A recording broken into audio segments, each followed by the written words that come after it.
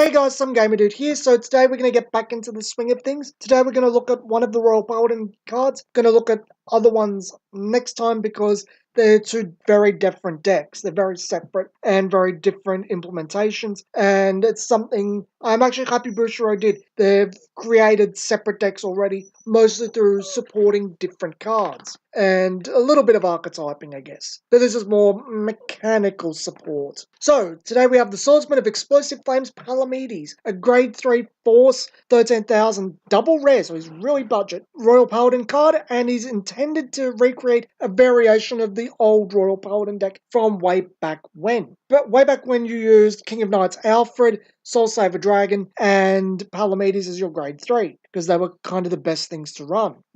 It'll be Alfred early, Soul Saver Dragon, and Palamedes, because this is purely support for Soul Saver Dragon. So on Rearguard or Vanguard, when he's placed, Soul Charge 1. Royal Paladin has problems Soul Charging, they have to use it very, very conservatively if they use Soul at all. Now they have a little leeway. It's not the most leeway in the world, but it's a little. And when a card is put into your drop zone, if he's on the Vanguard or Rearguard, it doesn't matter, he gains plus 5,000 for each one. So he gains a total 40,000 buff from Soul Saver Dragon. Now that sounds good in theory. That's great support. You place it the turn you use Alfred, or you ride Alfred early, you come out swinging, and next turn when you Soul Saver Dragon, you're just gonna have so much power it's not even funny. Again, it's 40,000, so he is 53,000 without boost or force gift or any other effects. So it's pretty darn strong.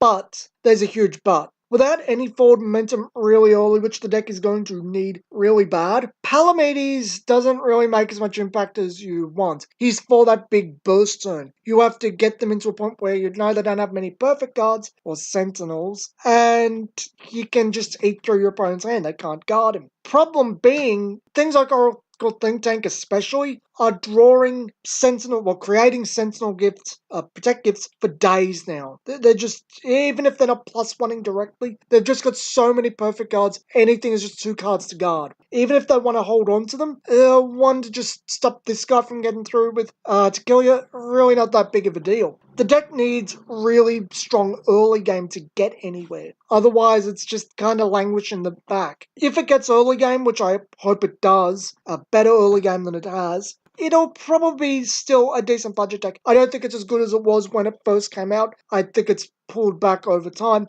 but I still think it's worth it if you just want to play on something that can kind of pull off a win if you're playing smartly. But it's still a bit, how do I put this? I would rather put money into Monarch at the moment. I think Monarch is a better card and a better deck for anything Royal Paladin. But if you're playing Vanguard only one clan or couple of clans, you probably should have Alfred by now. Well, anyway, the King of Knights one. And Monarch isn't going to be that bad to the budget. Though you probably did just buy Escapulate the Blaster. That might have hurt your budget. But anyway, we'll see how Royal Paladin goes. Hopefully there's a grade 1 or 2, hopefully grade 1, that pushes this over the edge and just makes turn 1 and turn 2 really explosive and just gets out the gate swinging. Until then, I just don't think this is that great. It's great in theory, but not practically. Maybe versus things that aren't protect gifts, but looking at Oracle Think Tank right now, it's going to be prominent. And Nubat's armor looks pretty decent too. And I seem to remember it being a protect